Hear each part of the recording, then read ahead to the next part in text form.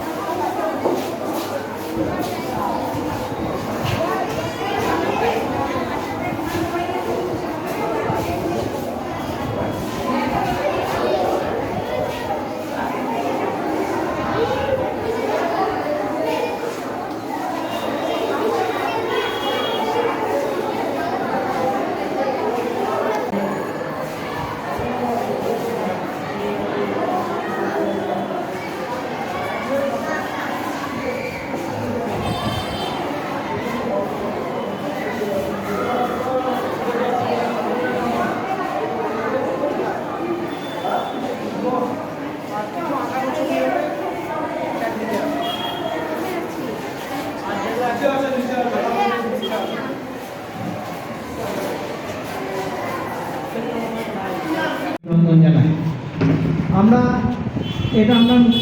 শুরু করলাম এবারে, কারণ আমরা গভর্নমেন্টে আমাদের সামার প্রজেক্টগুলো দিয়েছিল ছাত্রছাত্রীদের।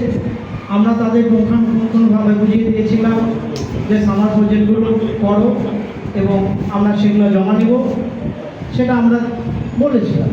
এবং আমরা বালুরঘাট প্রাথমিক বিদ্যালয়ে দীর্ঘ 1 মাস কাল বিদ্যালয় বন্ধ ছিল। সেই সময় আমাদের রাজ্য সরকারের দেওয়া কিছু কর্মসূচি আমরা বাচ্চাদের মধ্যে দিয়েছিলাম প্রজেক্ট হিসাবে। সেগুলো তারা করেছে 1 মাসের মধ্যে। 2 তারিখে বিদ্যালয় খোলার সঙ্গে সঙ্গে তারা সেই প্রজেক্টগুলো আমাদের কাছে নিয়ে এসেছে।